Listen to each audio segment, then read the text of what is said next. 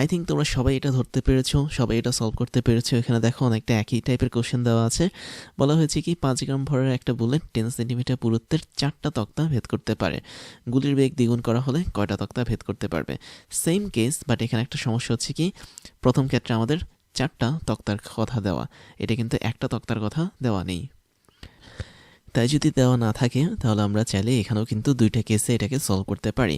তাহলে আমাদের প্রথম কেসটা হচ্ছে কি আমাদের একটা বুলেট নির্দিষ্ট বেগ নিয়ে 4টা তক্তা অতিক্রম করতে পারে, অথবা বলা যায় 10 সেন্টিমিটারের প্রত্যেকটা তক্তা অতিক্রম করতে পারে। তাহলে আমরা 2টা কেস সাজাই। তাহলে আমাদের এখানে কেস 1,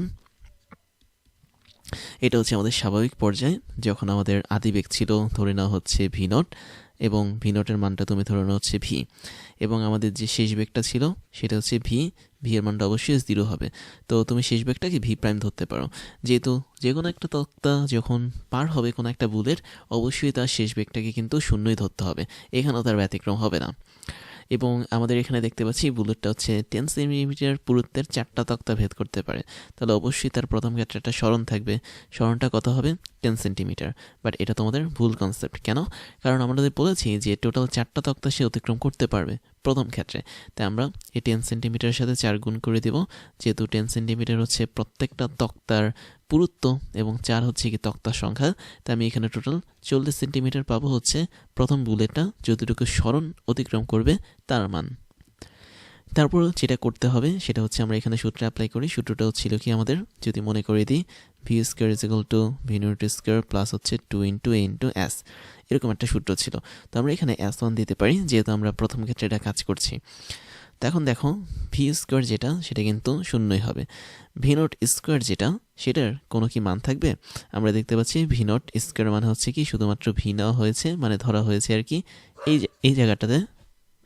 তো সেই ক্ষেত্রে আমরা এখানে ভি স্কোয়ার দিতে পারি, প্লাস হচ্ছে 2 ইন্টু এই হচ্ছে আমাদের কি মন্দন, এর কথা কিন্তু আমরা বলিনি। বাট খেয়াল করে দেখবে আমাদের যে কোনো ক্ষেত্রে কিন্তু তক্তা যেহেতু চেঞ্জ হচ্ছে না, বা কাঠের যেই দেয়ালটা আছে সেটা যেহেতু চেঞ্জ হচ্ছে না, এর মানটাও কিন্তু চেঞ্জ হবে না।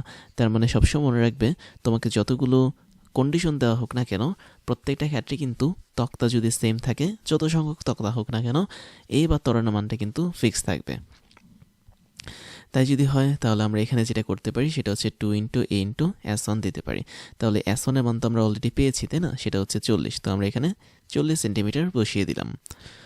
তো এরপরে যেটা করতে পারি সেটা হচ্ছে আমরা এখানে লাইনটা লিখতে পারি এভাবে, যে 2 ইন্টু 40 মানে হচ্ছে 80। তো আমরা একটা কাজ করতে পারি, V square is equal to minus 80 এ এভাবে লিখে রাখতে পারি, পরবর্তীতে এটাকে নিয়ে কোনো একটা কাজ করতে পারবো।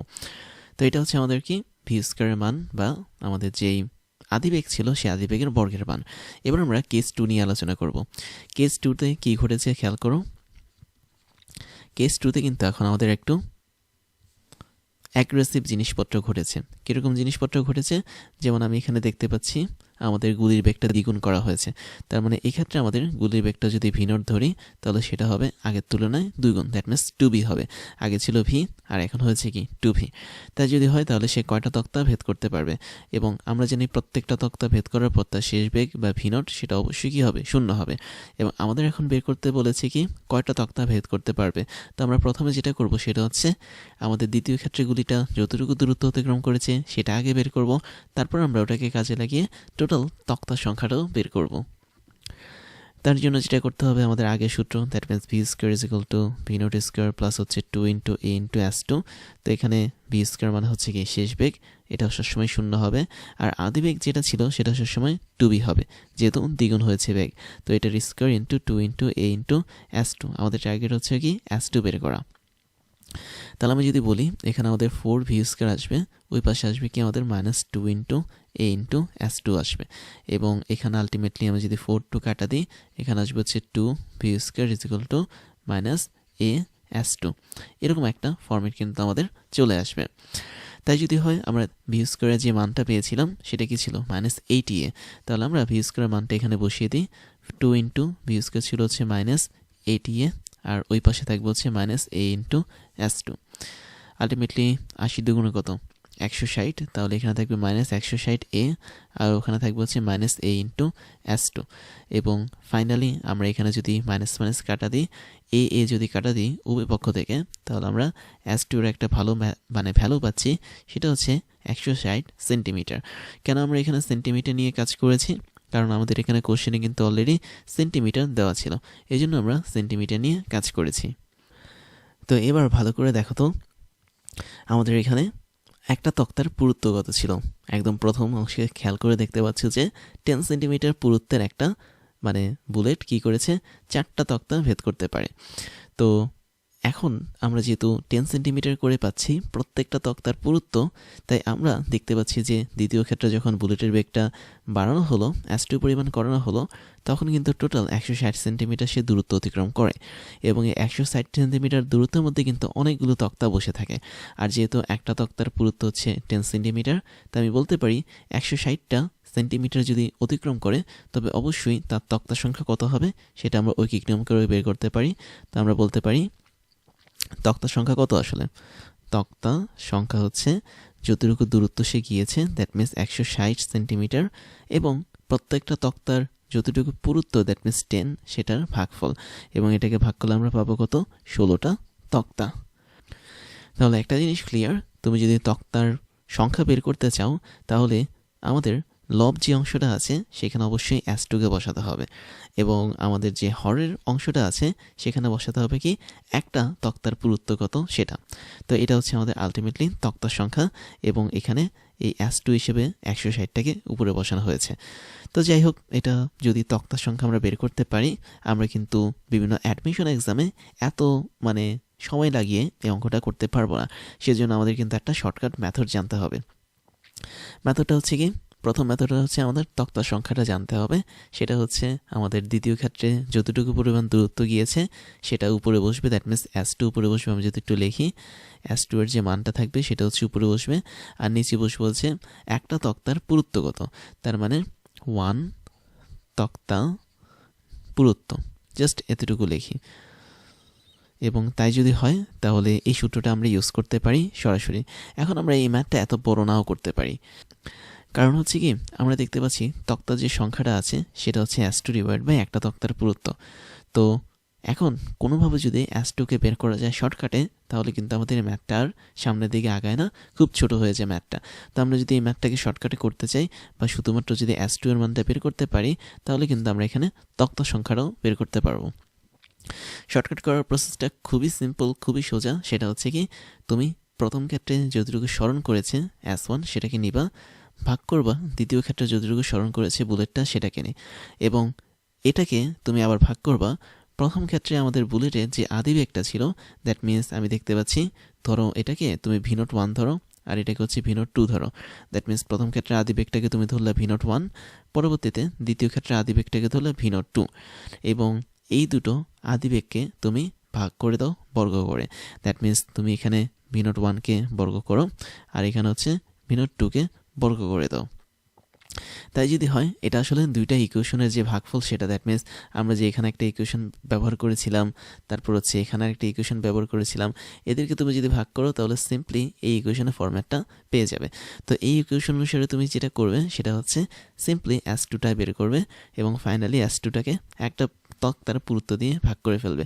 তাহলে দেখো এটা কতটা শর্টকাট। আমি যদি এখান থেকে সরাসরি ম্যাথটা করি, তাহলে আমি কিন্তু s2 এর মানটা পেয়ে যাব। তাহলে s2 এর মানটা কত হবে, s2 এর মানটা অনেকটা এরকম হবে যে আমাদের এখানে s1টা আগের মতোই থাকবে, এবং যেহেতু s2কে আমি ওই পাশে নিয়ে এসেছি, তাই এখানে v02 হোল স্কয়ার বসবে উপরে, v01 হোল স্কয়ার বসবে হচ্ছে নিচে। এবং এটা যদি আমি একটু হিসাব করি উপরে, ধরো এই জায়গাটাতে আমি একটু হিসাব করি s2 এর মানটা ঠিক আসে কিনা।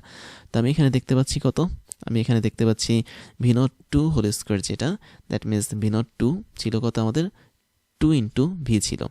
তো সেক্ষেত্রে আমরা এখানে লিখতে পারি 2 ইন্টু ভি মানে কত, মানে হচ্ছে 4v²। তো আমরা সরাসরি 4v² উপরে লিখতে পারি।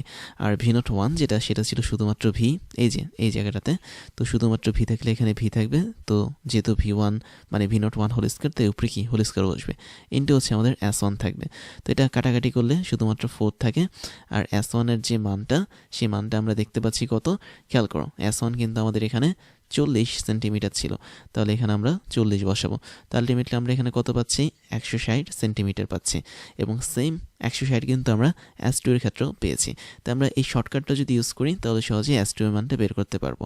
আর ফাইনালি আমরা তক্তার সংখ্যা বের করব কিভাবে, আমাদের সেই S2টাকে ভাগ করব যতটা মানে তক্তা, মানে যতটুকু পুরুত্বের একটা তক্তাকে সে ভেদ করতে পেরেছে সেই মানটা, দ্যাট মিনস 10টাকে দিয়ে ভাগ করে দিব।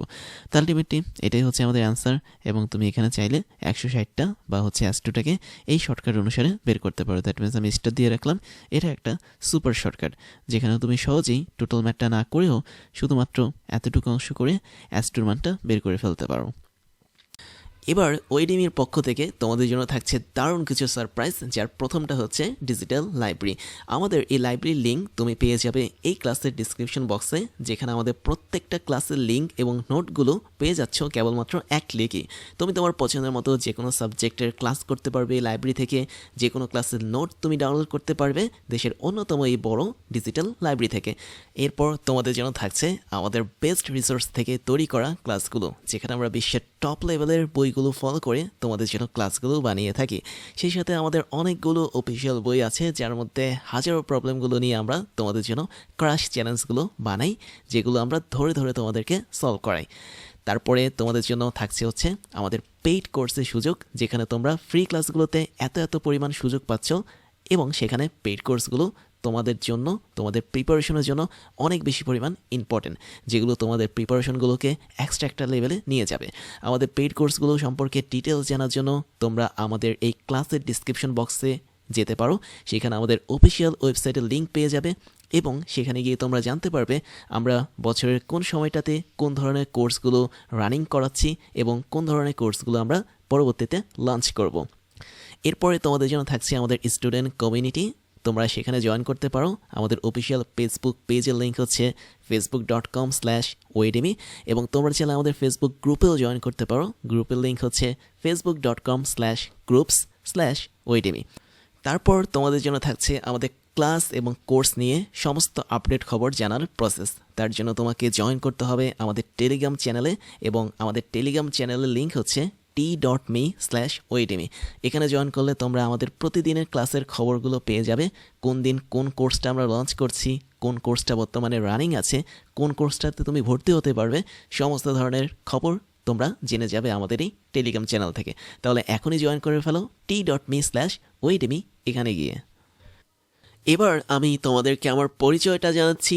আমি হচ্ছি ইমতিয়াজ, ওয়েডেমি সহ ক্রাশ ইঞ্জিনিয়ারিং এবং টকডেমির ফাউন্ডার হিসেবে কাজ করছি, যেখানে ওয়েডেমিতে আমি স্কুল এবং কলেজ লেভেলের স্টুডেন্টদেরকে পড়াই, ক্রাশ ইঞ্জিনিয়ারিংয়ে আমি ইঞ্জিনিয়ারিং লেভেলের স্টুডেন্টদেরকে পড়িয়ে থাকি, এবং টকডেমিতে মেডিকেল সায়েন্সের স্টুডেন্টদেরকে পড়িয়ে থাকি।